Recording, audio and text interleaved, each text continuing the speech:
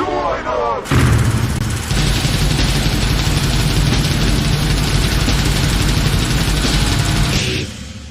Hello, everybody, and welcome to episode 71. 71 episodes, what the... You know what that is, James. And, oh boy. He knows. That's okay, keep going. We're just making... If you took 71 minus 2, you get 69. That's along the lines, yeah. But that's fine. I mean... You're fine, Keep going. 69 with 2 something. 2 something, yeah. Another we need to get into topic here, so it's okay. So, yeah, episode 71 tonight, we are talking CM Punk 2011. Of course, myself, Scott, and James, Walter, hope he'll be back soon. But we'll soldier through, and we are, like I said, we are talking CM Punk 2011, since, 10 years ago, Punk had a very interesting, tale of two halves when it came to 2011. And we'll get into that, so... But I'd say a good place to kind of begin would be, where was CM Punk at when 2011 started? Well, he had been in the company on the main roster for 4.5 years up to this point, and, been on ECW, was ECW champion, then went to Raw, won Money in the Bank, one of the best cash-ins of all time on Edge, got the big gold belt. Sadly, that did not end well for him, because they decided to take the belt off of him in the lamest way possible. Even in the match. No, he just gets punted in the head, and then that's it. Because Shawn and Jericho need the belt more. Yes. For their angle. For their feud, yeah. Yeah. But then after that, gets another Money in the Bank win. Cash in that eventually turned him heel, leading to one of the best feuds SmackDown had in the 2000s with he and Jeff Hardy. Then punishment for talking back to Undertaker. Then we get Straight Edge Society, which was started off good. Then it... head shave, unmasked by Big Show, where he goes...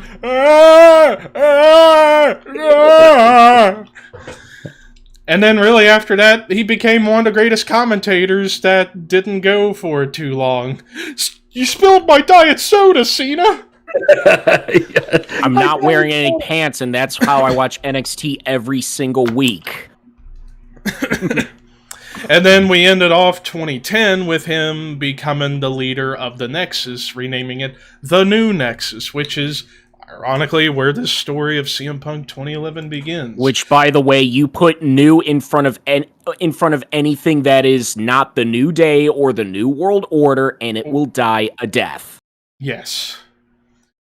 But yeah, so heading into 2011, Punk is the leader of the New Nexus, which... we could do a whole episode about the Nexus and why it failed in the end and stuff like that. But we won't. Unless we really want to torture ourselves. Yeah. Well, we need topics at some point, so... Yeah, we'll get to it when we run out. Yeah. That's going to be like the bottom of the barrel. We'll be like scraping the shit under our fingernails when we go to that stuff. That's going to be the downfall of the show. Hey, look, a shark. Thank you, Riley, for the Zevgasm sub on Twitch. Thank you. Anyways, though, so yeah, kicking off the year with him in the Nexus. First of all, why did he have to be in the Nexus for? Because they needed something, I guess, because... Well, I mean, then again, the Nexus was really already dead after SummerSlam, so it didn't really matter anymore what the fuck he would do with the Nexus at this point. But we kick off the year with him starting his program with Randy Orton, as Punk and the Nexus cost Orton his WWE title match against The Miz at the Royal Rumble as a revenge for Orton punting him in the head at Unforgiven '08. Ironically, we just brought that up, so for once we get some continuity in WWE. 2.5 years too late. Yeah. True. What a concept. Yeah. So in turn, Orton goes around taking out all the members of the new Nexus by punting them in the head until Punk was left, which led to WrestleMania 27, where we get CM Punk versus Randy Orton. Match itself was pretty good, but could have been better, given the talent involved. You did have a cool-ass finish with the Punk doing the springboard and then Orton catching him with the RKO, and Orton picked up the win, which you could look at. It's like, could have had Punk win, but at the same token, you know, Orton was losing a bunch up to this point, and he needed something. You know, especially since he had been babyface for roughly a year up to this point. But Yeah. I digress with that. Then they would have a rematch at Extreme Rules in a last man standing match, and this was post-draft, but the effects of the draft didn't go in effect until after Extreme Rules. And they have a last man standing match, which I'll say was a little bit better than the WrestleMania match, but not by much. It was still pretty good. And Punk lost that one. So, really, after the Orton feud, what was Punk going to do now? Well, we get to June, and here's where the bulk of the conversation of this episode really is going to begin. But before I get there, I do need to point something out, going back to the Orton feud. Is it just me, or is it just weird how in the build-up to the WrestleMania match you had Orton's wife in his bus while Punk beat up Orton, and then he just creepily looks at her. And we remember 2 years before, Orton's wife looked different in the home invasion with Triple H. It's like, I still don't get what the deal was with that. I guess maybe Orton's real-life wife just did not want to be on camera at that point. It's probably one of the reasons. But it's just weird. It's like, nobody cares. Wow, we'll put another chick in there, and I won't give a shit. Nobody will know the difference. It's just kind of funny. Did either WWE couldn't give a rat's ass about their internal continuity, or Orton married Mystique? Nice. So, yeah. But now back on track to June 2011. So, heading into Capital Punishment, we get a number one contenders match between Punk and Rey Mysterio at Capital Punishment, a match in which, well, actually, an Alberto Del Rio was thrown in to make it a triple threat, all within a week.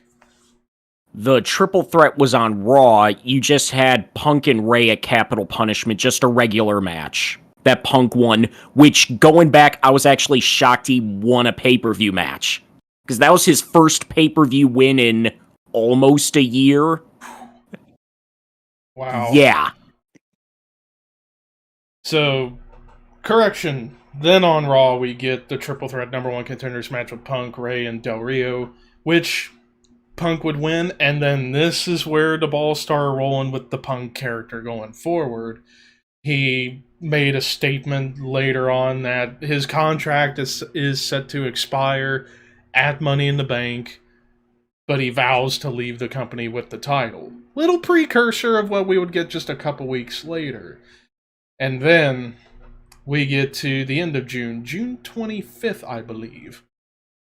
After a tables match between John Cena and R-Truth, in which Punk cost Cena the match in Vegas, after Punk cost Cena the tables match to R-Truth, we get the promo of promos of the last decade, Pipe Bomb, where basically Punk just going off about how he felt mistreated in the company, and that for almost 6 years he had been working hard but doesn't get the appreciation for it.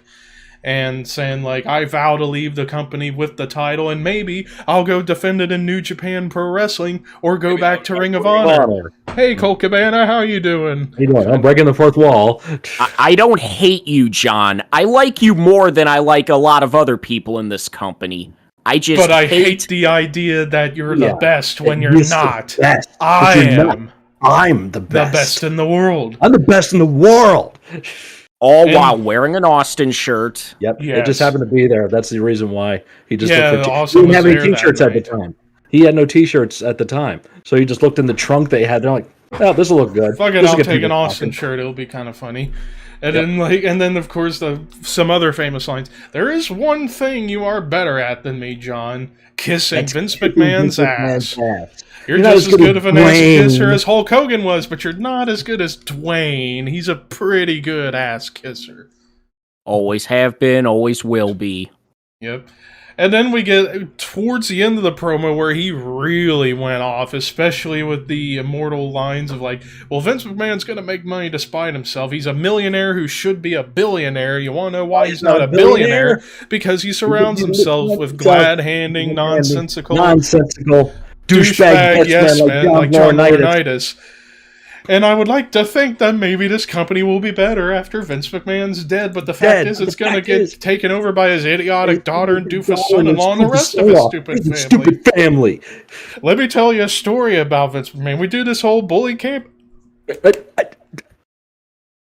And just with that promo, brought in more buzz for the company that they've seen in a long time. So I will give kudos to WWE for doing something different up to this point, and this was the most excitement the company had in, like I said, in a long time. They were saying a bunch of key words that a lot of people on the internet were saying, and it was getting the attention like, oh shit, what the hell's going on? Yep. Yeah, I remember watching, me and my brother Rue, we watched that episode of Raw, and we watched that promo, and we was like, what the fuck just happened? I remember watching that, and I went to like the store the next day or something like that, and there was a guy there that worked there that was a wrestling fan too, and he's like, what about that Punk promo? I said, yeah, it was really good. I wonder who wrote it. Not to say verbatim somebody wrote it, but I was intimating that it wasn't a shoot. It was a work in the sense that Vince let him go out there and quote unquote air your grievances. Because if it was shoot, the mic would have been cut within the first 30 seconds. Exactly. It never would have happened. So it's work, shoot, work, however you want to put it out there. But, if it's on TV, it's a work. Simple as that. Yeah. But it gave them buzz. Yep, and that's what's important. That's why it works. That's why it's a work. So.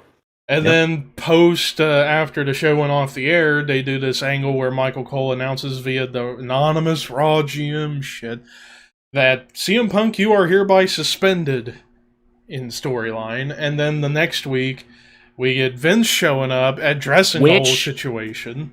Which, by the way, the following week after the pipe bomb, that was taped right after the pipe bomb.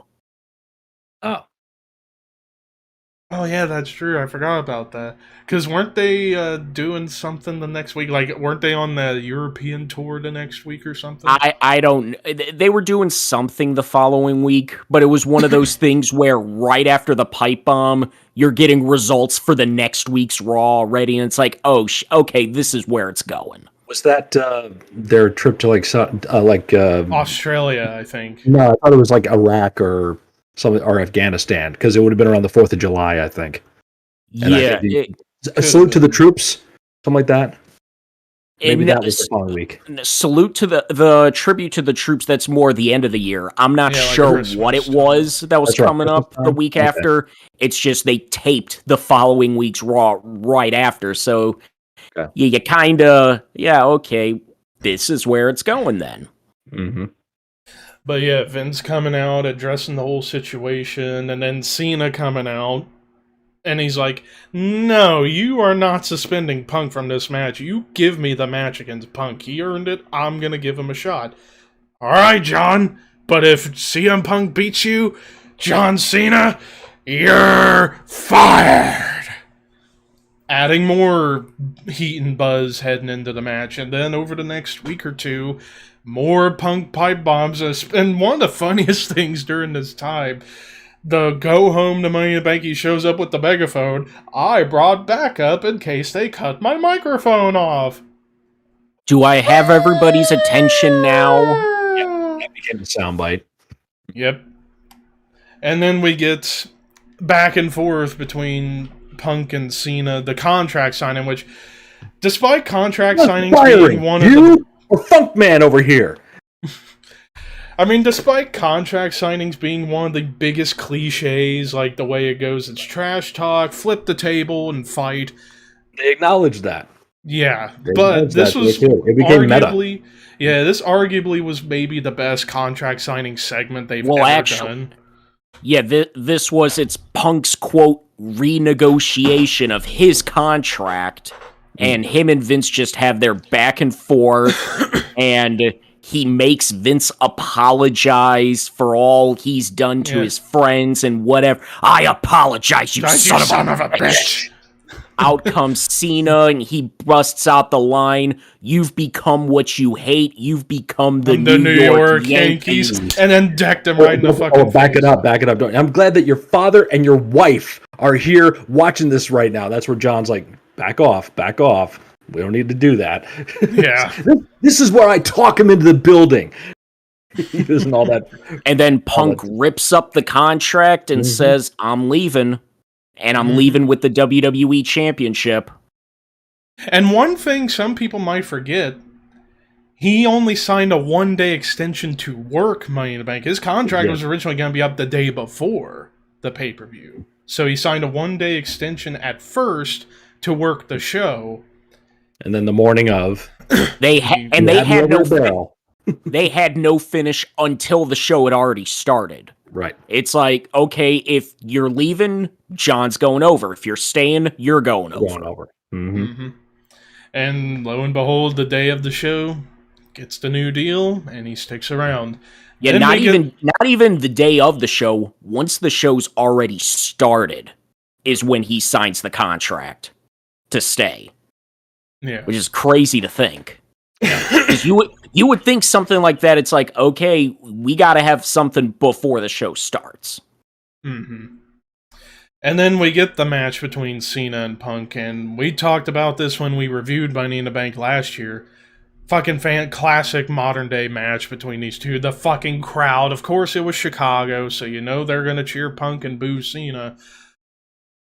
But you could argue that with the pipe bomb, that unofficially turned CM Punk babyface. Even though it was not meant to be a babyface promo, it turned him babyface. So this was ultimately kind of a face versus face match with Punk playing the de facto heel in this match. And this was during the era of everybody booing Cena in every arena. Yes. And yeah, like I said, this match, it's a great match.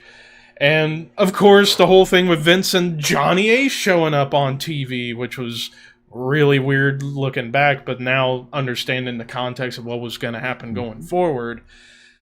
Precursor to the Johnny Ace Punk feud, because Johnny Ace got brought up in the pipe bomb. And, like, Vince and Johnny Ace, they're threatening to just stop the match so Cena can retain, and Cena's like, no, if you do that, I'll kick the shit out of you both. Goes back in, GTS, 1, 2, 3, crowd goes fucking nuts, Punk wins the belt, runs through the crowd, and Vince with this worried look like, oh my fucking god. Bring out Alberto. Bring in Del Rio!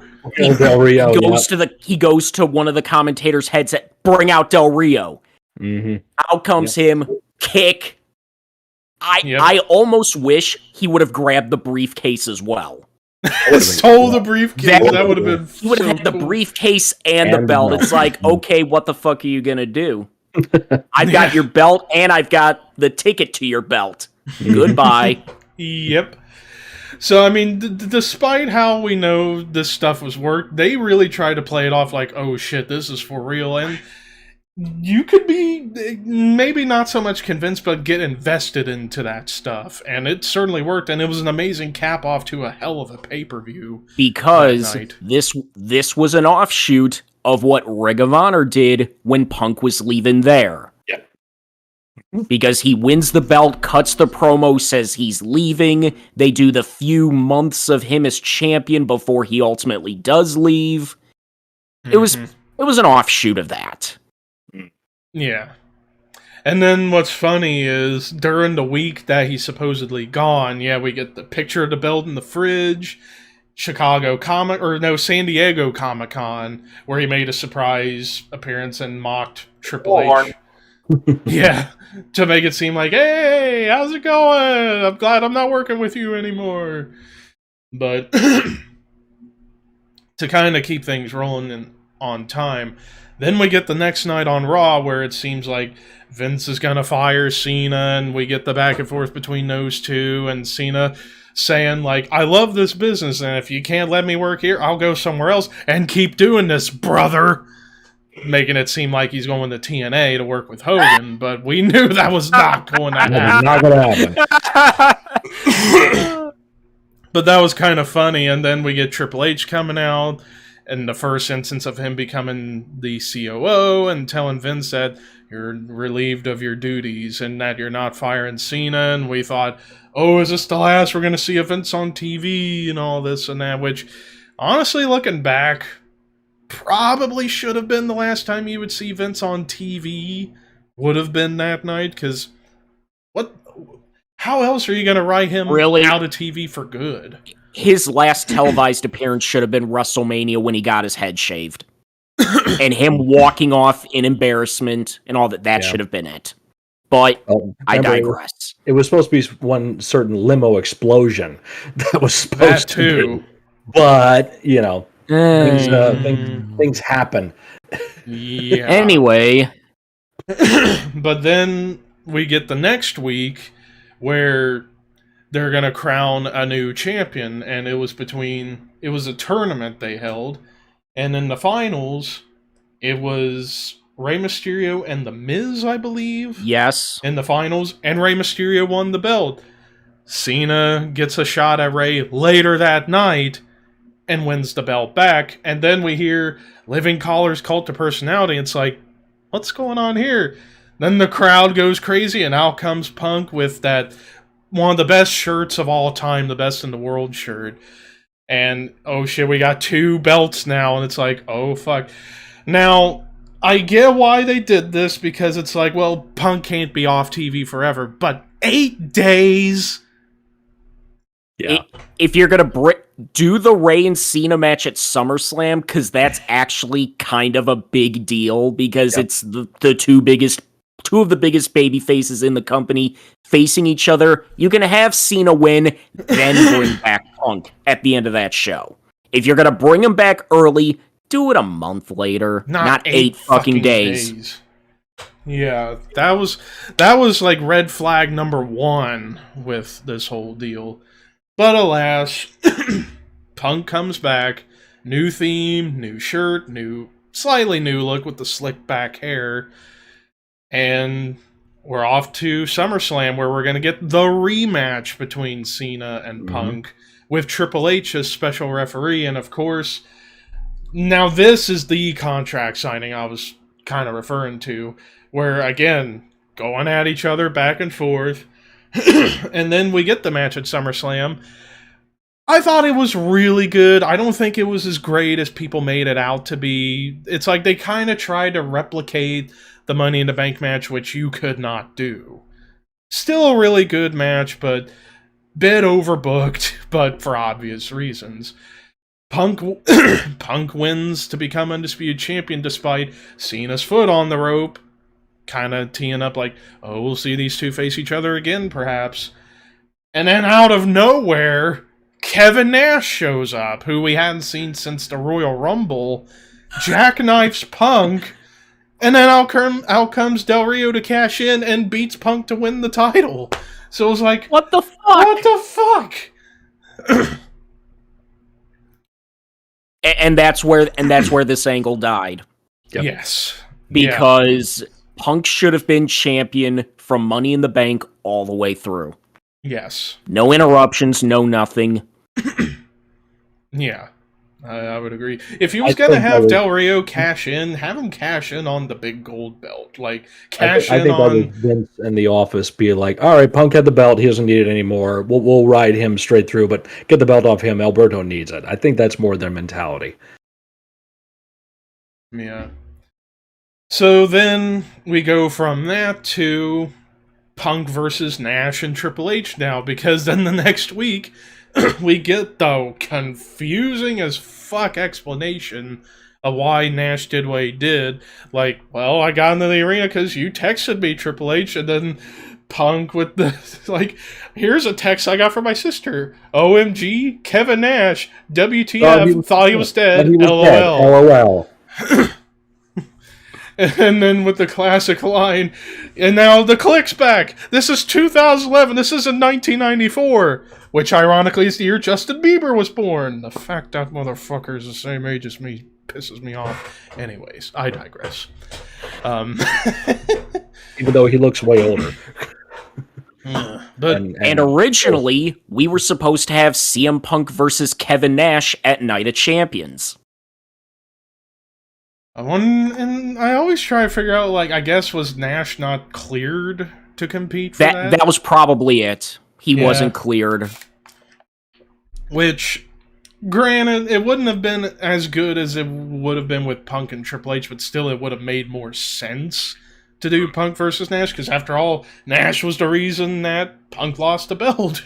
Right. So it would have made more sense, but whatever. So now it's Punk and Triple H, and we get them two going at it, and great promos, by the way, between these two, calling each other Phil and Paul. This is Phil Brooks talking to Paul Levesque. It's a Ring of Honor thing, too. And then, of course, Punk's new thing where he bops somebody in the head with the mic, and then pipe bomb, mic drop, and walk the fuck away. So then we get the match between Punk and Triple H at Night of Champions. A really good match between these two. I wouldn't say it was anything amazing, but still a really good match between these two. Although, more Nash chicanery, and Triple H wins for reasons. Yeah. What's really ironic or coincidental about the whole thing is that Punk winds up working with the guy that the fans in Ring of Honor were comparing Punk to during his run in 2004-2005 in Ring of Honor. They were saying Punk was the Triple H of Ring of Honor. But yeah, in the end, you had Nash show up, as well as Miz and R-Truth, because them two started their Awesome Truth team, and all three of them beat the shit out of the both of them, which set up a couple of things heading into Hell in a Cell. But prior to Hell in a Cell, on the October 2nd episode of Raw, Miz and R-Truth attacked Punk again while he lost October 2nd was Hell in a Cell. Not Raw, what am I doing? I didn't make notes for this, guys, because I didn't have time. I was out all day, but I digress. Sometime in the build-up to Hell in a Cell. Yes. And then we get to Hell in a Cell, and we get the triple threat Hell in a Cell match with Punk, Cena, and Del Rio for the title. Solid triple threat, but again, going back to when we were talking about Hell in a Cell matches, did not need to be in the cell whatsoever. But Del Rio retains, and then we get one of the craziest endings to a pay-per-view in recent memory. Miz and R-Truth, who were, quote, fired at this point, show up, break into the cell, and just beat up everybody. The wrestlers, fucking cameramen, and then Triple H and the whole locker room try and get into the cell. And then eventually Triple H gets in, beats them both up, and has them both arrested. And as they're handcuffed, they still keep kicking the shit out of Miz and R-Truth. So it was a wacky ending to the pay-per-view. And then that all leads to Vengeance. Or actually, no, before we get to Vengeance, post Hell in a Cell, we get the weird-ass angle where the entire locker room surrounding the ring with Triple H, and they all vote no confidence, walk out. Even Jim Ross and Jerry Lawler walking out, which led to the following week where it's just Triple H in the ring talking about, like, well, this and all this and that, and then out comes Cena, out comes Sheamus, and out comes Punk, who were like the top three baby faces up to this point, and they're giving out their thoughts on Triple H, especially Punk and Cena. And it, like, also, of course, like, hey, Johnny boy, haven't forgotten about you. And then Sheamus, I know we haven't crossed paths much, but eventually when we do, I'll deal with you when the time comes. And they're like, well, what do we do now? Yeah. Well, I'll tell you what. We're going to have Cena versus Sheamus, and Punk, I'll have you do double duty to ring the bell and do commentary. You could say all the pipe bombs you want. Double Can I put pay? on your sport coat? Can I put on and wear your blazer? Yes, you can have the blazer. I'm in. Double pay? Double pay. Hell yeah. I'm in. Triple H's referee and... Yeah, and that's Cena versus Sheamus. I honestly wish the whole episode... It was a fun segment. I honestly wish... I could understand you couldn't really do a whole show with just those four, but I'm going to say you probably could. Maybe up until like the final 10 minutes, and then... Rotate, yep. Rotate, and have then... like Punk versus Cena for a bit with Sheamus on commentary, and Sheamus and Punk with Cena on commentary. Yeah. Triple H is reffing the whole night. Or you could have also had Triple H do a couple matches too, so that way it gives... Or it turns into a 3-man battle royal, or whatever. I'll be honest. It would have been hilarious. It would have been a hilarious... It would have been, honestly... It would have broke down into, like, arm wrestling, and then thumb wrestling, and then charades, and all kinds of crazy I'm going to say it right now. Finally, Vince would come out and say, all right, enough of this. That was my point. That's my point. What's going on here? That was the point I was going to make. I wish they would have done the whole episode with just those four until, like, the final 10-15 minutes. Then you could have Vince come out and do what they did for real on the show. Because I tell you, if Raw would have been just those four, it would have been one of the best Raw episodes ever. Because it's like, and remember, what the fuck are we gonna do? It would have been. This was still the era where Raw was 2 hours. You could have done it. Yes, you could have. Yeah, you really could have gotten away with it. But I can understand to an extent why they cut that short. But at the same time, you could have gotten about an break hour, out into a minutes. YMCA. Yep. You could have gotten away with an hour 20-minute episode or an hour 40 minutes of just those four, and it would have been so great. I'll say it right now. Because even though those shows are still talked about, to this day, we're talking about it. We have no notes. At least I don't have notes, and you don't have notes, Levi. And James did a show about it already anyway, so he knows his stuff. So it's like we don't have any notes on this, but we're remembering all this great stuff from this time frame.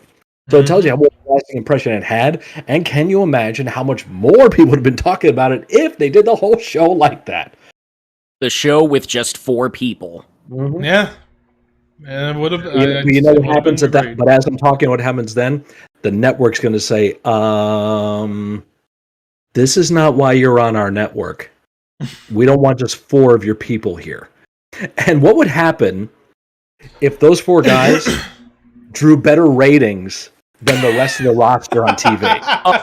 That would have been great. That's safe for the rest of the roster to say, wow. At the time, yeah. Every single week. Yeah, exactly. That's what Vince was like, we got to get them on every week now. We got to get the ratings up. So, as we're talking ourselves into it, I talk this right back out of it, of course.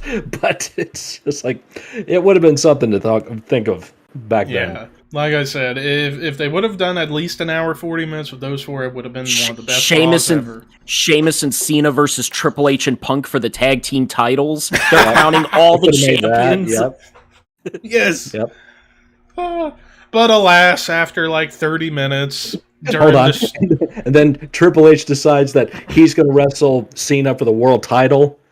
And Sheamus is going to referee it. Punk, you're doing commentary.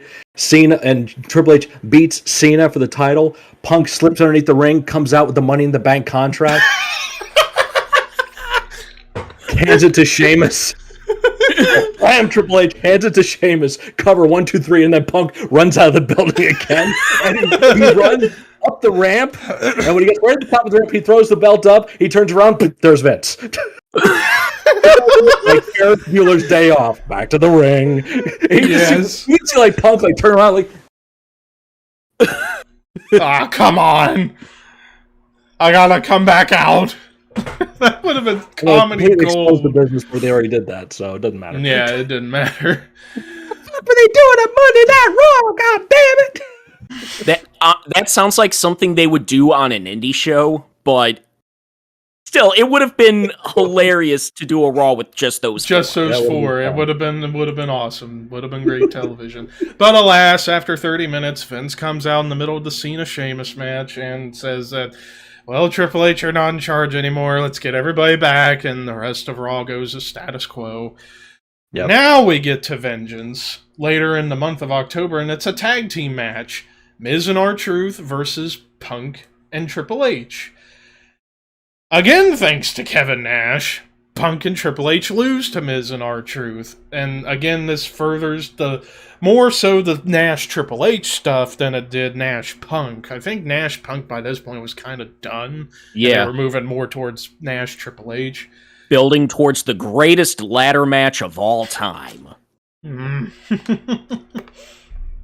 Wink. But in turn, we would get the true beginnings now of the Punk Johnny Ace feud, because Johnny Ace was now, I'm the interim Raw general manager, and Punk just ripping into him every fucking week, and it was cool because fuck you, Johnny Ace.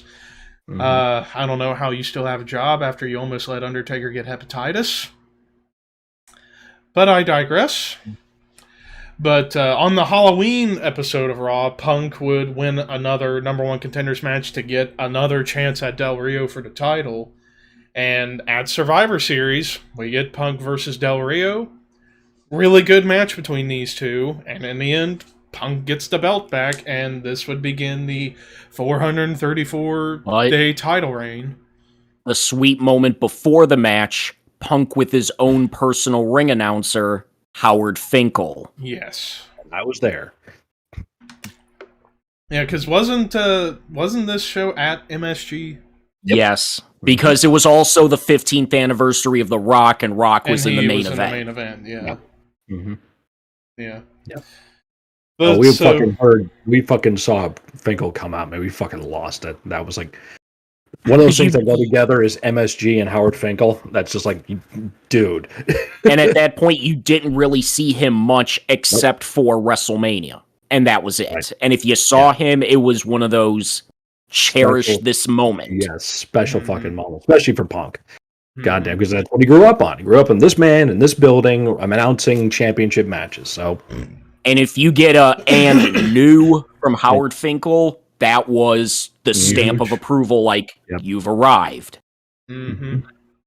And we got one of those with that. So, post Survivor Series, the feud with Del Rio and Punk now becomes Punk, Del Rio, and The Miz, because The Miz is now back in the hunt after turning on R-Truth, which, looking back, they shouldn't have broken them up at the point, but at the same token, R-Truth got suspended for wellness policy, so they kind of had no choice but to break them up at the time, but still, because they were a really good team at that time.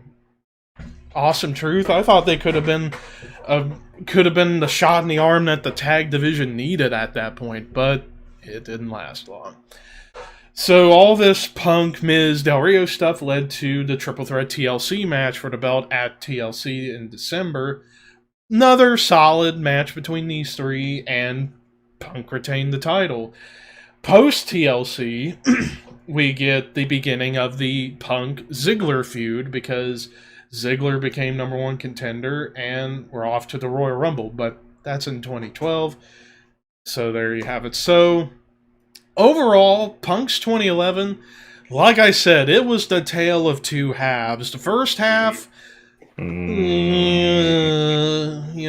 new Nexus stuff was really stupid. The Orton feud didn't help him really at all. But it was the second half, after he had got number one contender, and then the pipe bombs, that's where Punk skyrocketed to being a main event level star. And proof, even though doesn't happen often these days, because, when you have part-timers running wild most of the time, and WWE are lacking in trying to create new main event stars, at least up until recently. But this is proof that WWE are capable of making new main eventers between WrestleMania and SummerSlam. Look no further than CM Punk. And also, wrestling was able to work the fans in an era where everybody has to know everything and we're smarter than everybody. How many people still think that whole pipe bomb was a shoot? Mm-hmm. Yep. You tell people up and down it was a fucking work, and it's like, no, it was completely real. Hook, line, sinker. Yeah. it's like, for as great as the second half of Punk's 2011 was, it's also a case of what it could have been had you waited a little while longer to bring Punk back, never let him drop the belt at all. It would have been probably much better had some of those circumstances lined up right. But alas, still, you can't take away from how great that second half of the year was for him. You know, the promos, the matches, the start of his long title reign. That, unfortunately, as great as that reign was, it ultimately was like, perhaps, I'm going to call it, and some people may disagree with me on this, the longest transitional title reign ever, because you took the belt off of Cena to give to Punk, then to Del Rio, then back to Punk, just to get it to The Rock, to give it to Cena. Because that's ultimately where this whole thing led to, was Rock Cena 2, which, looking back on it, that should have been a triple threat. Well, between those three. Honestly, if you were going to do the sequel, you didn't need the belt. Exactly. Because that match was big enough without it. If they had done Punk Taker same year with the belt in there too, that could have worked. With Taker on board, that could have been the one match that Punk never got, his main event WrestleMania match. Against Taker, title versus streak. Of course, you would have Taker win, and then, but now you look back. Would you have had Taker win the WWE title though in 2013? That is one of those you don't know what would have happened sort of situations. Or maybe instead of Punk Taker for the title, why not start the build up to him and Brock earlier than they did? And you could have done Brock Punk for the title and Brock win the belt. Could have done that too. Could have done that. Well, Triple H needed his win back, so.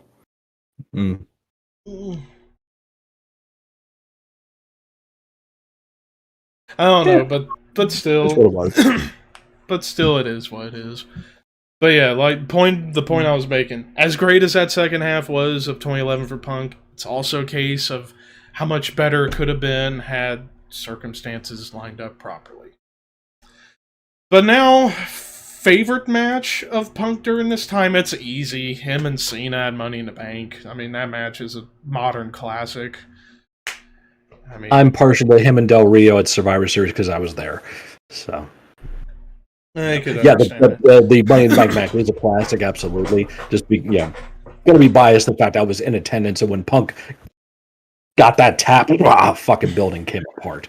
So, James, the match at Money in the Bank. Yep. But now I ask you guys in the chat watching right now, favorite match that Punk had in 2011? I feel like everybody's going to say the same thing. The same one, yeah. Because, I mean... this random match on Monday Night Raw against this random opponent. Against David Otunga? CM Punk versus David Otunga is the greatest match of all time. Yes. What have I started here? It's all your fault. I know. It's all your fault. It's all your fault. That was not my fault. Okay, Snitsky. Wait, I'm just hanging out now. Oh, hey. Hi, Michelle. Hi, Michelle. Hi, Roughnut. Hey, Michelle, are you still mad at James? You still mad at James for almost killing me when I almost go out the road his thing on YouTube that one time? Oh, God. Rocco the fucking dummy. The longer I keep my health insurance. So, come on, it's not all about washing his dirty laundry. Rocco the fucking dummy. It's not that. It's the fuck. That's the moment that gets me. But hey, actually, speaking of James, I think he gave up. I think he's just like, I hate you both. He's gone quiet. But actually, speaking of From the Vault, that reminds me, James so far killing it with the Rock series he's doing. Rocktober. October. And actually, and to go back for... He's not even... we definitely lost him. He tapped out. He's gone. Sorry, James. Oh, there he is. I'm sorry, Scott. Did you hear something? I thought I heard something. Yes. It sounded like a squeaking mouse. Hello? Hello? Hello? Spare change? Spare change, ma'am. Sweating like a hooker in church, goddamn. What the hell? This sniper gun sucks more than a Vietnamese hooker at a Chinese parade. I think I flip-flopped that from the actual quote. Probably, but yeah. Anyways. But yeah. I'm doing great on Rocktober. Yes. He's so... James is done. We love you either way. Anyways, so this week in wrestling, first thing I want to talk about is Braun Strowman. So earlier in the week, he done an interview venting a lot of frustration he had with the fans about his WWE run. The bulk, I read it on Instagram. I don't know if I'm going to be able to find it, but basically the cliff notes was that he was basically upset at like the internet fans for basically shitting all over his entire career and how, he can't work, he sucks. And that the swamp match he had with Bray last year, I think, what was it, Payback? No, not Payback. The horror show at Extreme Rules. Yeah, the swamp match, which I did watch. I thought that was entertaining, but not terrible like some people said. No. And yeah, it wasn't a wrestling match. It was one of those cinematics. Things. Mm-hmm. You look at it for what it was. Mm-hmm. Right. And he was venting his frustration of like how a lot of internet fans thought that was the worst match ever. And all that, and basically I'm saying, like, you people are so toxic, you need to get lives. Which, fucking true! Kudos to you, Adam. Mm-hmm. So, I don't blame him for being pissed off at that, because it's like, dude, the fucking guy... Knowing what we know now with Braun, and, like, part of the reason why you haven't really heard from him recently, that, you know, knee problems and stuff like that, the guy worked his fucking ass off during his run. I mean, yeah, it started off not so good when he was the black sheep in the Wyatt family. That was... but then once he went on his own and he started squashing, and really the thing that I think helped his career was that stuff with Sammy. Well, actually, it was feuding with Roman during the height of everybody hates Roman. Yeah, that I think is what cemented Braun, but I still look at his stuff with Sammy as like the beginnings of that, because them two had amazing chemistry together. The stories they tell of like Sammy trying to do all he can to just overcome this big ass monster. And I thought they had some really good matches. And then, of course, the Roman stuff, when people just wanted to see Roman just go away and Braun just beat the piss out of him. The classic quote, "I'm not finished with you!" Which I wish they would have put that into his theme song. Because there's not finished with you! Because there was he's running towards the ambulance, he runs through the door. That was awesome. It's like Juggernaut. And I say that should have been part of his theme because somebody did a remix of Braun's theme where during the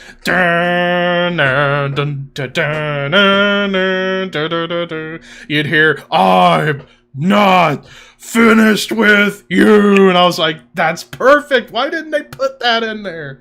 Would have been awesome.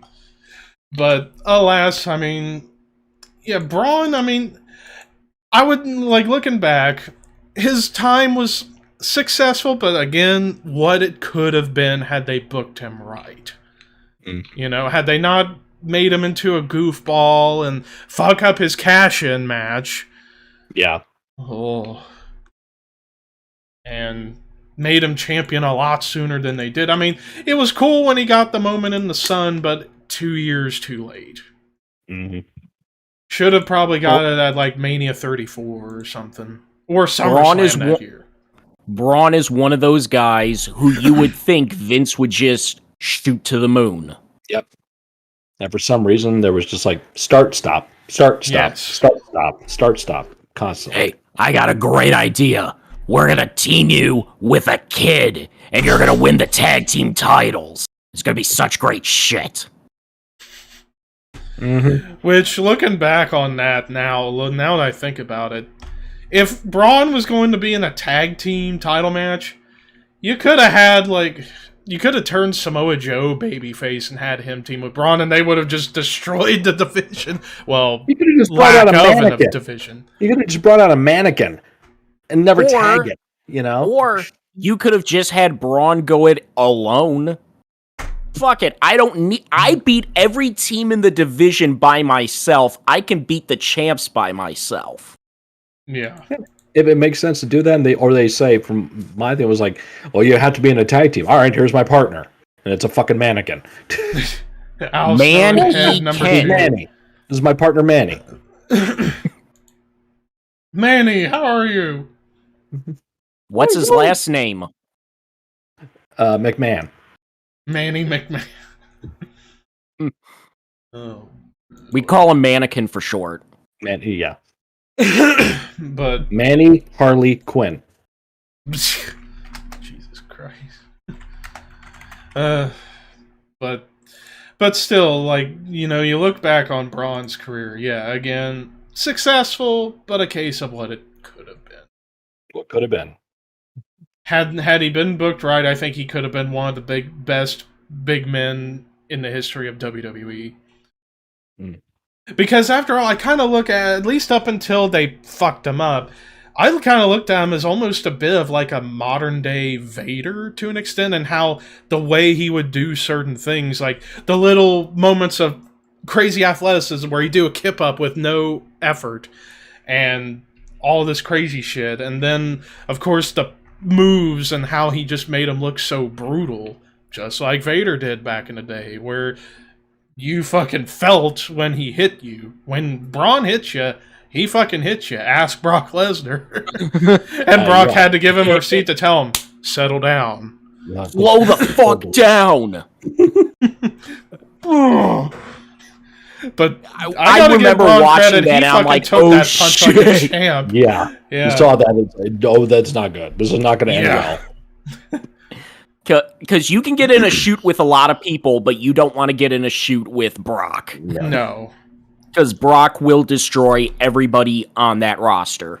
Yes. He would fucking eat them alive like, Probably in the history of WWE, maybe one or two people could ever take Brock in a real fight. Jericho. Kurt Angle.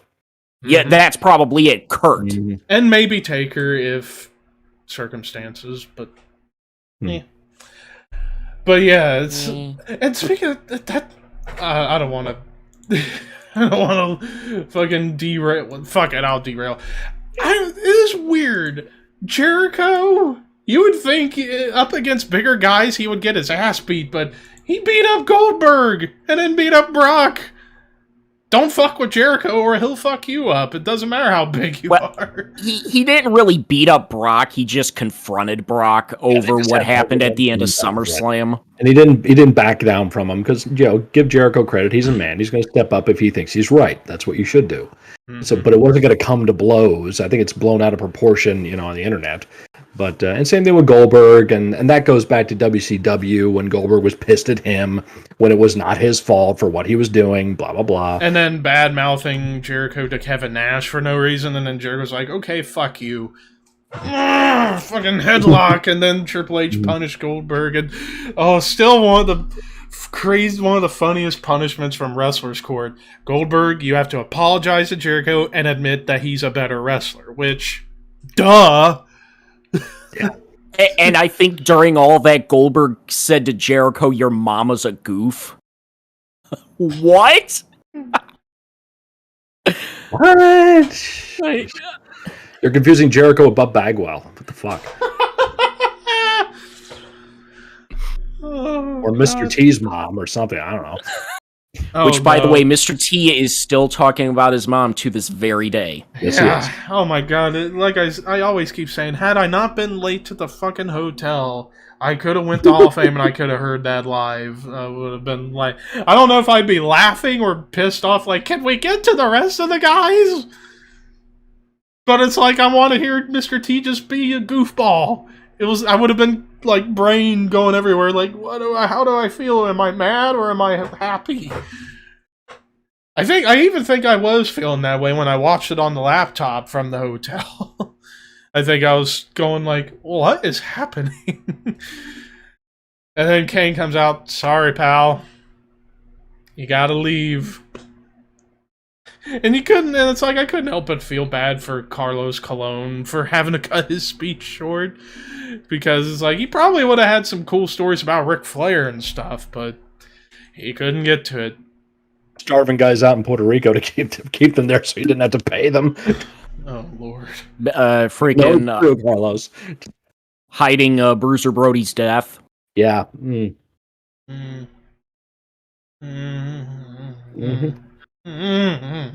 Date 25th. When do I get my summons? 26th. Yeah, Carlos is one of the more, you're going to put him in the Hall of Fame? Mm-hmm. Yeah, really? I'm sure your sons are nice, but, yeah, we know you did. Oh, God, Ricky. I am the tag team champions. I still... That's another wrestler that they've done wrong over the years. Yeah. Which we could do a whole topic about Kane at some point. We really could. We really could. Next year's 25 years. Yeah. Oh. Definitely next year. That's great. That's fucking crazy to think. Yeah. Next year being the 25th anniversary of Kane's debut. Arguably the greatest debut of all time. Mm-hmm. The second greatest creation Vince ever had. And I'm talking original creation, not somebody he took from elsewhere. And it's like, this is mine. Oh, man. Yeah, we'll definitely have to pencil that in for next year. Kane, 25th anniversary special, where we go through his whole career. That'd probably be like a 2-hour episode. Yep. He started out as Isaac Yankem, and then he was the fake Diesel, and then he became Kane. Yeah, but it's like, even though they done a lot wrong with Kane, I still think with him and Bryan was one of the best things of his entire career, because it's like the oddball couple teams I always like because they give you some comedy gold, and there was plenty of comedy gold with Bryan and Kane. Yeah. The thing that still makes me laugh the most, and I still bring it up every once in a while, Night of Champions 2012, after they won the tag titles, and Bryan and AJ Lee and Dr. Shelby, and then came with the Gatorade, do I have anything to say? I'm going to Disneyland! I am the tag team champions! I still now that you mention oddball tag teams, we can do a topic. We need topics for December. Top 10 oddball tag teams. Mm-hmm. Yeah. I'm gonna make a note of that one. Although because there have been a ton of them. There have been a ton of them through wrestling history. The only ones that come up off the top of my head are Kane and Bryan and Goldust Booker T. Rock and Sock Connection. Rock and Sock. Dude loves Steve Austin. Cactus Jack and Mikey Whipwreck. Yeah, that's another crazy one. Wait. But yeah, that could be a topic for December, because we need...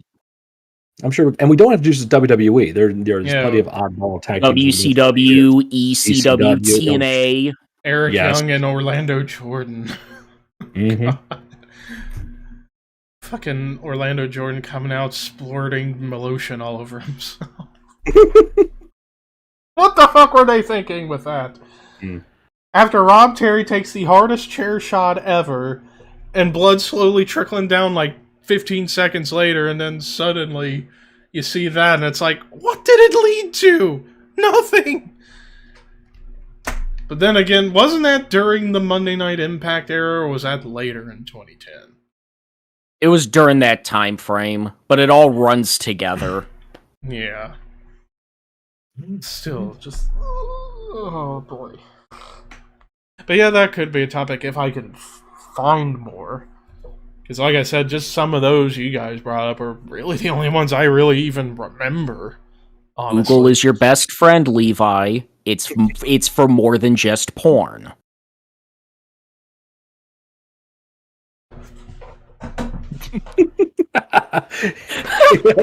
Bye. Am I wrong? I think he just blew his mind. I don't think he had that in mind. Yeah, you just wait a took it to minute. whole new level. Google for more than just porn? What?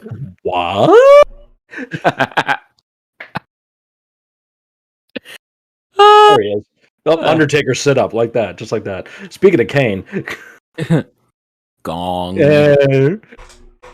Funny enough, actually, I got in the channel points section on Twitch a sound alert where you could play Undertaker's Gong. Just random out of nowhere. And now... excuse me, gentlemen, now, I have to now that I say will that, be someone's probably going to play that now. Alright, so Levi, what do you want to talk about since it's just the two of us for right now? Well, was there any other big things that happened this week? This week, Didn't the Hangman Page return this week? yeah, he returned. He won the casino ladder match. He's the number one contender at some point down the road. Maybe they'll finally pull the trigger and give him the belt. They probably will, and if they don't, why the hell they bring him back to have him win the ladder match? Yeah.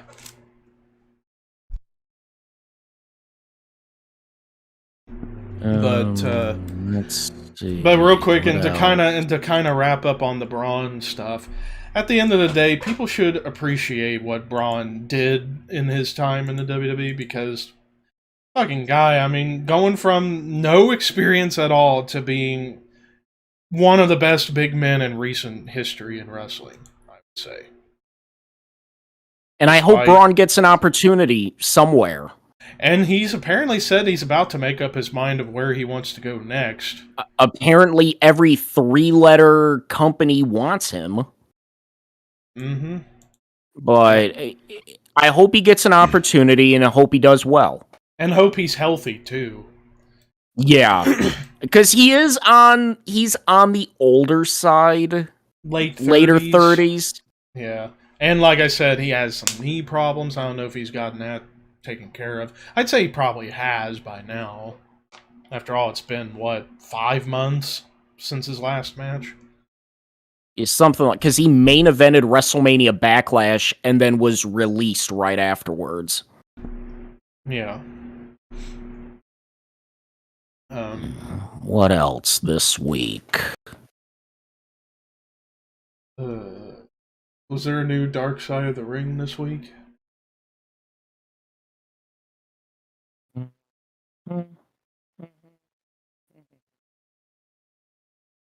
Hello?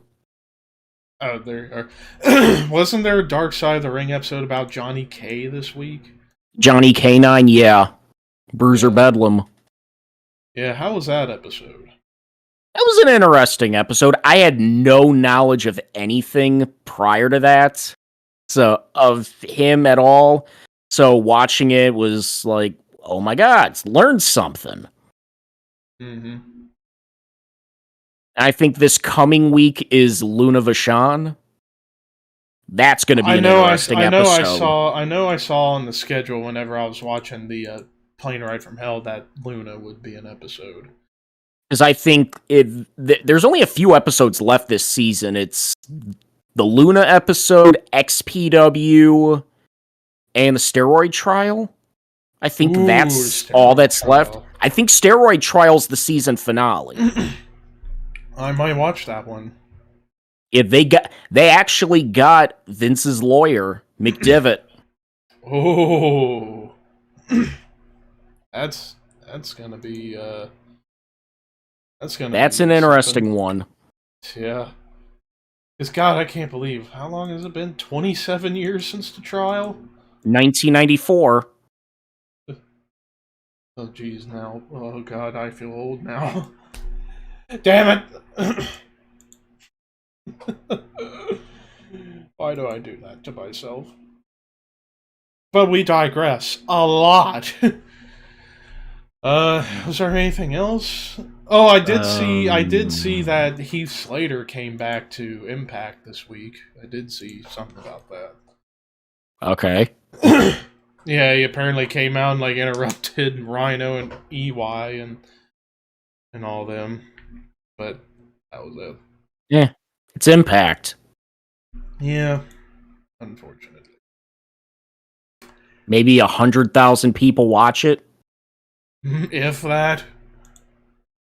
Oh, AEW did announce a brand new championship. Oh yeah, the women's TBS title. Which that looks exactly like the TNT title, only with the TBS logo. Yeah, in a different color. I mean, it's nicer than the actual women's title. That's kind of weird. I mean, how I would feel about it, it's like, how many women would you say are roughly in the division right now? Like 20, if that? Let me look up the AEW the AEW roster. Yeah, because it's like, if they don't have enough women in their division, why in the hell would you need to have a second title? Okay.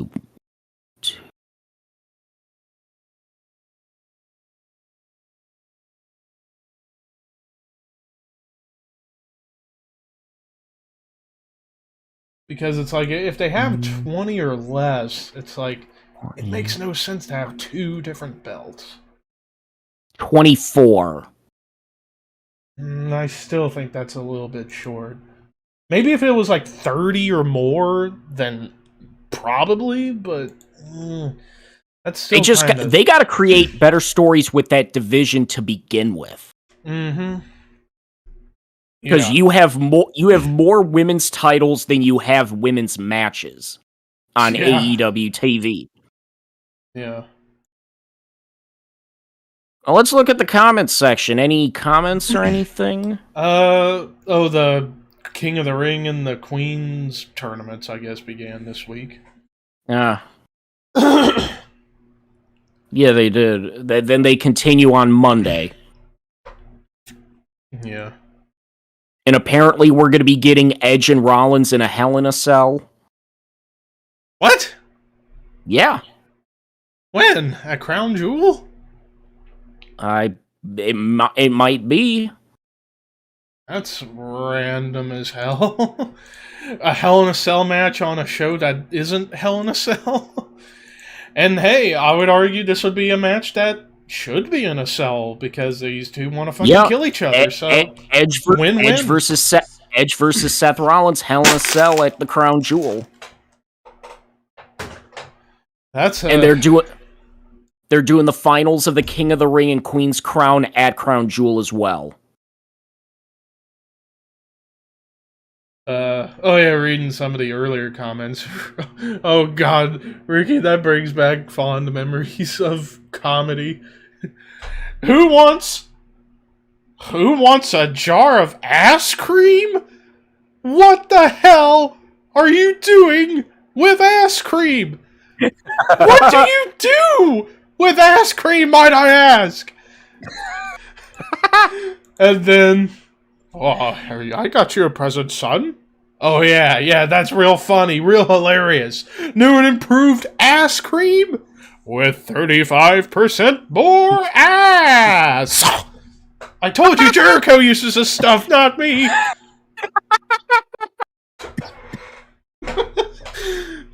Just to go to show you how funny that Jericho and Christian as a team. Oh my god. Spike, get the towels. They're bet to see who would get with Trish or Lita for $1 Canadian.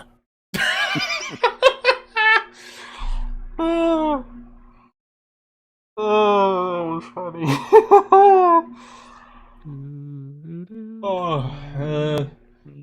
Let's see what else in the comments so far. It looks like most people agree with us with the Punk versus Cena Money in the Bank being their favorite. Yeah. At least, oh god, Ricky now just said, at least it wasn't $1 Mexican peso. Oh boy. And here I thought my fucking stowaway joke was bad. That. Well, at least you will at never least live he'll that make down. fun of himself with that. You will never live that down, Levi. You.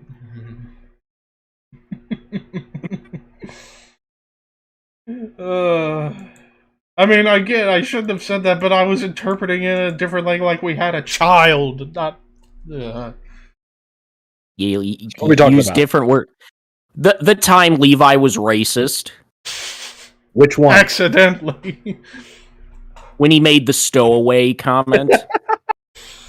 Uh-huh. And I told him he'll never live that down. No, you won't. Which I guess serves me right, because I will never let my friend Astra live down the fact she said that she likes cock in her face. When we were playing Phasmophobia. And she said that, and I clipped it, and now I haunt her with it every fucking chance I get. And she's like, why did I say that? Hey, you brought it on yourself. Which says the same for me, but... So yeah, we were going over some of the This Week in Wrestling stuff. Yeah, like the new... Starts of the King of the Ring, the starts of the Queen's Crown, Edge and Rollins is going to be a Hell in a Cell. Mm-hmm. It's, what, Big E and Drew? Yeah. At the Crown Jewel now, so that's official. Bobby and Goldberg in a No Holds Barred. Yep. Brock and Roman, wondering how it's going to finish. I'm nervous they're going to do a DQ or something like that, something lame. Yeah. Which... AEW's got a brand new belt. Yeah, the TBS title. Yeah, and I was giving my thoughts. To be fair, it looks better than the actual women's title, but it don't have enough women to even. You have there's 24 women on the roster, and minus Britt, the champion, it's 23. 23, and with that, you could have a few tag teams in there and could have done a tag division. Or you could actually create better stories.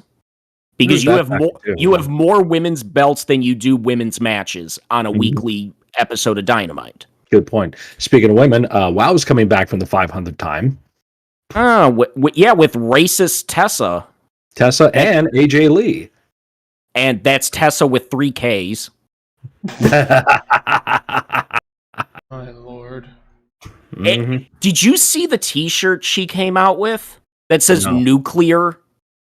And it's like a nuclear bomb going off or whatever. Yeah, she's got nuclear heat. Yeah. Yep.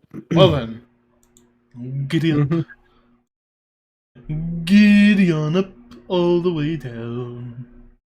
Giddy on up, bitch. Then again, I didn't like Tessa Blanchard even before that. So.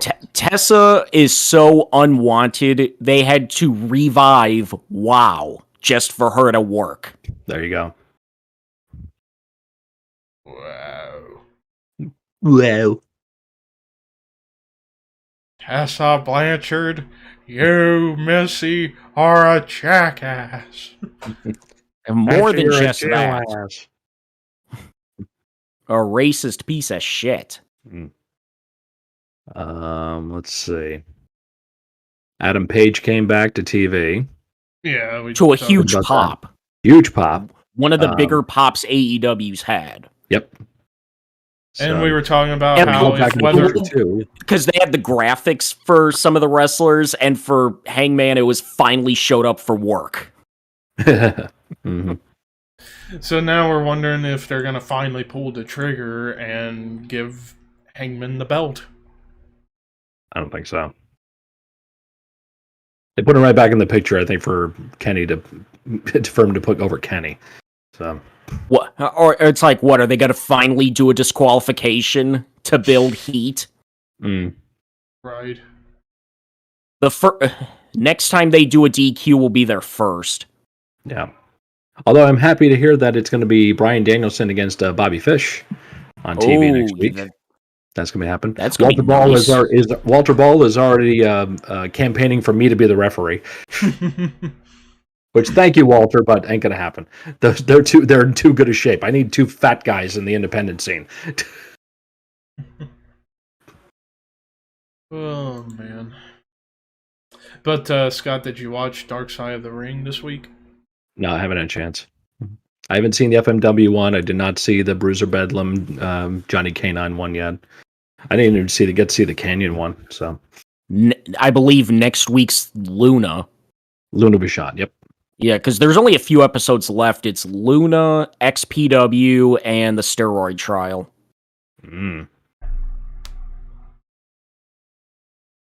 Uh-oh. What does somebody comment? Fucking Variety. Fuck you. Apparently, Ricky said that this website Variety did an article saying AEW is competition to WWE now. Okay. Oh yeah, and the AEW Twitter posted that. Of course they did. Yeah. And Tony Khan is. We are now trying not to be WWE. Tony's like, we're doing everything WCW didn't do. Yeah, because you didn't book Kenny versus Bryan on live television instead of a pay-per-view. You didn't give away War Games for free.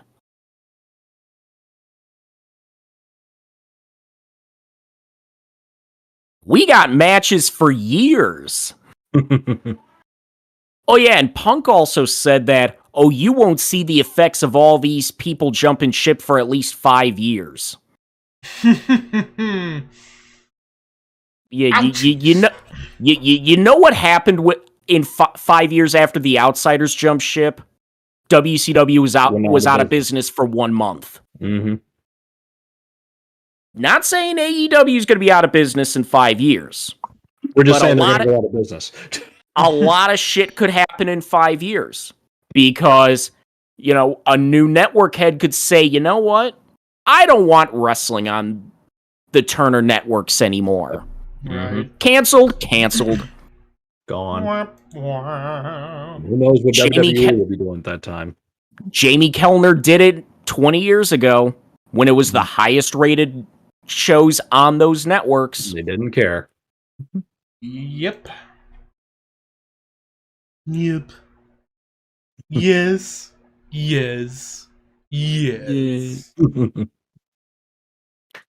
That's right. You look like Kevin Steen. Oh, Lord. Kill Steen, kill. Speaking of Steen, or Owen, excuse me, his contract's up soon. End of January. I think Liv's is up too as well. Something like that. Sammy's contracts. Yep. Around the same time. Yep.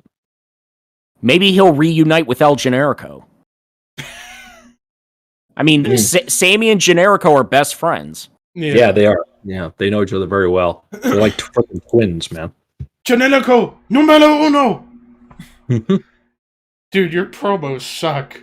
Really? I think good.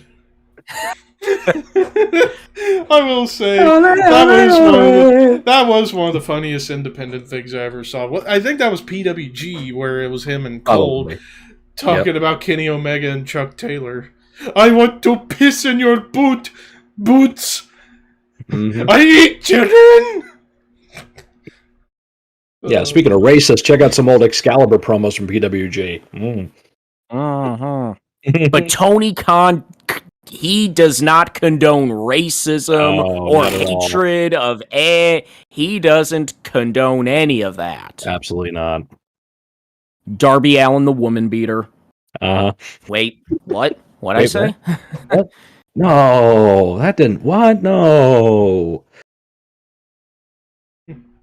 He's a pillar of AEW. The shirt says so. Mm-hmm.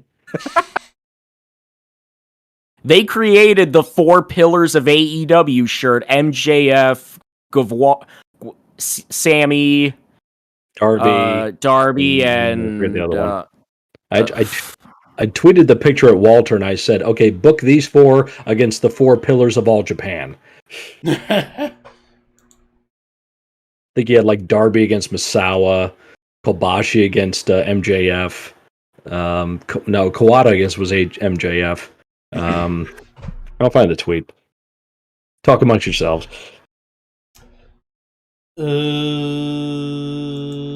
Who else is sick of CM Punk's love fest?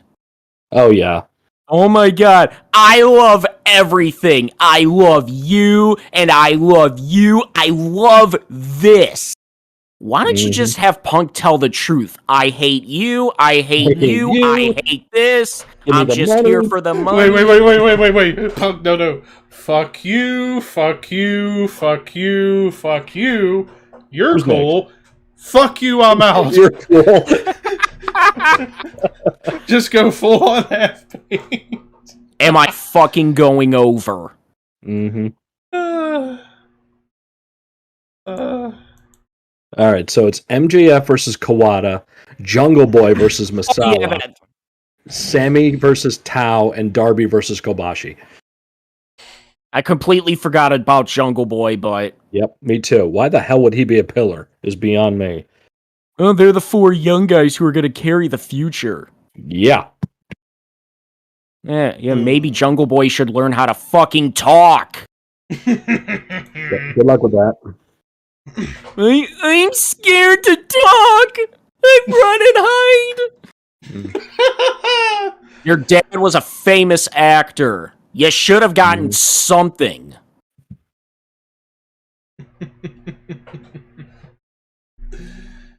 Oh my lord. Hey, Jungle Boy, why do you call yourself a Jungle Boy? You don't look like a Jungle Boy. If anything, you look like a jackass with a banana nose, fake hair, and fake teeth. You are a no-good piece of trash. If you really want to talk, come to me. I'll teach you how to talk. But at the same time, I might just blow your brains out instead. NRA backwards spells Arn. Don't forget that.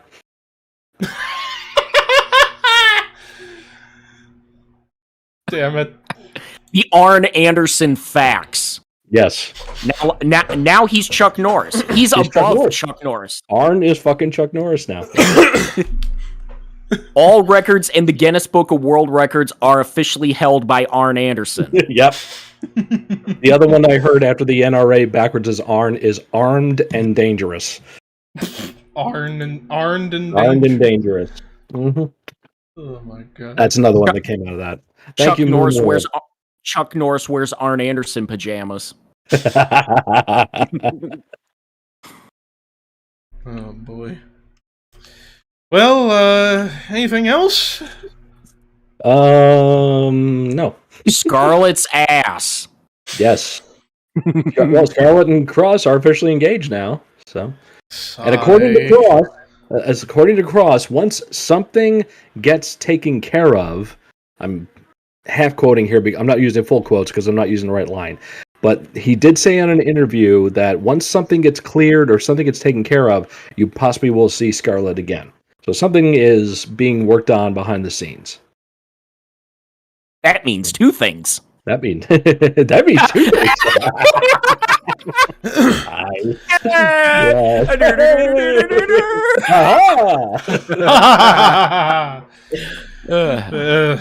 Yeah, you say you had Scarlet and Cross engaged. Sigh. You had no chance. I know. It still reminds me of like, because it's gone on for years, dude. I hear all the time like this hot chick, and then you hear she's like, oh, she got engaged, and guys get all, oh, like you had a fucking chance, right? Like when I was in MSG, when Trish got inducted and she was pregnant and her husband was there and that was her high school sweetheart, and when that boy Ron, when he stood up, the whole fucking crowd of guys booed him, and it's like, wow, all these other guys think their seed in Trish would have been a lot better apparently. Oh, that's funny. Boo. Oh, you fuck her. Trish's husband is the biggest heel in the history of the business. Yep. And she kayfabed it for years. She never let on that she was ever with anybody or engaged or married. Never brought that up. She kept it. She was queen of kayfabe. She fucking kept that quiet, man. Oh, man. Unlike Lana, whenever she announced that her and Rusev got engaged in the middle of a stupid-ass angle. Well, yeah, real fucking smart there, sweetness. Stupid fucking people. Oh, speaking of which, she did an interview saying that if she looked like Charlotte, that she would have been women's champion. Okay. Yeah, right. Of course. Excuses. Maybe the reason you weren't champion is because you sucked. You ever think of that, bitch? Wow. He's tired, folks. Let it go. Let it go. Say He's how you tired. really feel. Yeah, somebody needs a nap. Yeah, especially Sweetums needs after a a nap. long fucking day I had. Big deal. You know this. You know the lyrics to the Mr. Plow song. We all do.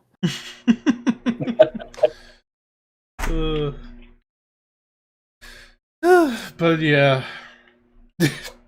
Damn it, Ricky. What? Damn it. He needs Zev. I get the Zev every day.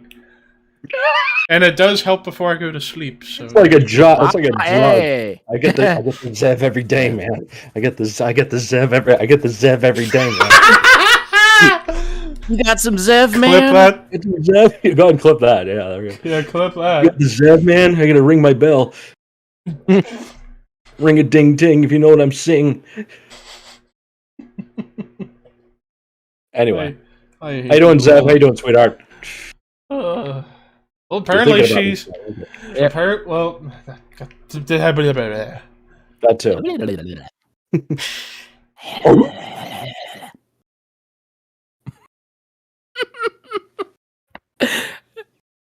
Hey, Levi, how's it going? What's up?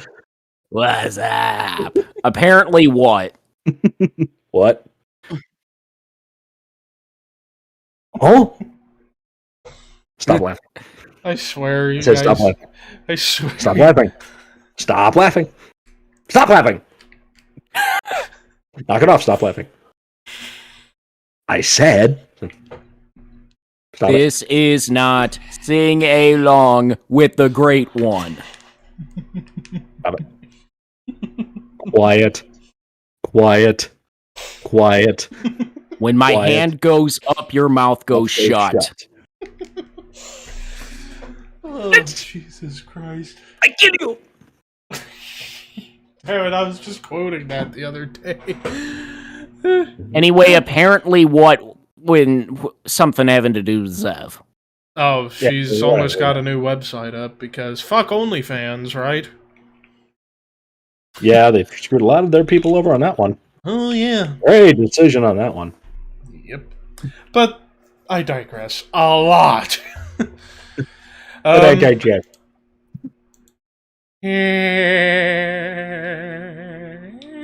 All right, so schedule for the next 3 weeks. So next week we are doing the top 10 heels finally after so long of teasing it. The top 10 heels in wrestling history from 1980 to today. Roughly. Yeah, and then Yeah. the week after that, it's the top 10 bloodiest WWE matches. And then to conclude the month, it's Sting, I Knew You'd Come. Spin the wheel, make the deal, man. Spin the wheel, make the deal. Spin the wheel, make the deal. Halloween Havoc 1992. And then for November, remind us what we got for November, Scott. First week of November, we have top 10 Survivor Series main events. The following week will be the top 10 Survivor Series disappointments. The following week after that is top 10 Survivor Series teams. And rounding out the month of November will be top 10 tag team specialists. For December, we got 2 guaranteed episodes. Well, one, Gesundheit. it got, oh god, that was a bad aftertaste. That's what she said. That's right, all night long. You have pineapple for lunch? Anyways, so yeah, we just confirmed one episode, the top 10 oddball tag teams. But the juicy one, ECW December to Dismember 2006, 15 year anniversary. Yeah. The greatest show ever. Because we're only doing like 3 shows in 3 December. episodes, yeah. So Yeah. what would be a good 4th, third 11th, and episode? 18th. 4th, 11th, and 18th. Well, round out the year. Just do a year in review, I guess. We could do a year in review. A fake my award show where we give every award to AEW. AEW is we're the wrestling outlooker. AEW is the greatest wrestling promotion in the world. Yes. Okay. Yes. So, Wrestler of the Year, Kenny Omega. Promoter of the Year, Tony Khan. Match of the year, AEW. Match of the year, Kenny Omega, Brian Bryan Danielson. MJF, Wrestler of the Year, Bryan Danielson. Comeback of the Year, CM Punk. Worst Woman of the promotion, Year, Britt Baker. WWE. Yeah, Worst match. Vince McMahon. A parody award show. I think that'd be more entertaining than an actual award show. But we'll figure something out for that. Welcome to the Wrestling Outlooker Awards. Yep, the ooies. Ew. Ew. And this year's ew goes to. We're calling the Jackass Award. Yeah, and the Jackass of the Year goes to Jungle Boy. More like Jackass of the Year CM Punk, but that's just me. No, we'll think of something. We'll have something in mind for that. But yeah, it's plug time, Scott. All right, find me on my YouTube channel. It's Mr. Scott, or I do reactions and all kinds of cool stuff like that. Find me on Twitch at twitch.tv/it's Mr. Scott, where I jam out a couple of times a week. Had a great jam the other night. Was on the stream for 2.5 hours, playing all freaking night long. My arms are killing me, just like Levi, just in a different fashion. And also find me on Patreon, patreon.com/it's Mr. Scott. You can support your favorite middle-aged metalhead. I'm on Twitter and Instagram and all that stuff too. And you find me and my good brother Walter on the Necrocasticon podcast, along with Tom Clark, Skip Novak, Dan Roberts. Comes out to you every Monday. Just go to necrocasticon.com and you'll get all the information you need right there. James. You can find me on my YouTube at We Are Pro Wrestling, where I'm in the middle of Rocktober. I had covered Rocky Maivia. I had covered The Nation. This coming week, the Corporate Champion. It's not the people's elbow, it's the corporate elbow. That's right. The Rock did what The Rock had to do to get to the top of the world. And then I'm going to be covering the people when he was the people's champion, when Austin was gone for that year, and then his Hollywood part-time run at the end of the month, and then from there, Survivor Series and stuff. You can see the entire schedule on my channel and on my Twitter at WAPW_wrestling. So follow me there, subscribe to my channel. Levi. And finally, you can subscribe to me on YouTube, ThrashManiac99, where the latest video I posted was a review of the new Full of Hell album. As far as what I got down the pike soon, I got an idea for another band discography ranking. I'm not sure of which band yet. Retro review coming soon, but for sure, reviewing this new album, Imperial Congregation by Blood Red Throne, since I got that in the mail today. Hopefully maybe some gaming stuff, since it's Halloween coming up. Thinking about doing some like Halloween-based gaming stuff, like like a horror map on Gary's Mod, Phasmophobia streams. Well, then again, I stream that in Dead by Daylight all the time, so that takes care of itself. Maybe some other stuff. You can follow me on my dead Twitter account at ThrashManiac99. You can follow me on my skyrocketing Instagram at ThrashManiac_YT. And finally, you can follow and or subscribe to me on Twitch, ThrashManiac99. I believe I'm 7 or 8 followers away from 300. We're getting closer, people, and I'm thinking of an idea for what to do to celebrate the 300 followers, and I think I've already got something in mind. Possibly gonna do Sev some... marathon? You really want me to get suspended? But no, so one idea I have in mind for an eventual stream over there to celebrate the 300 followers is to give stuff away. Particularly some CDs that I have, like, spare copies of stuff. And there you go. But anyways, that does it for this week's festivities. As next week, like I said, it's top 10 wrestling heels of all time.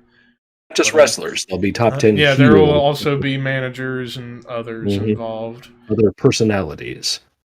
Indeed. It'll be such good shit. This is good shit, damn it! What do you mean this is good shit? But anyways, we'll see you next week.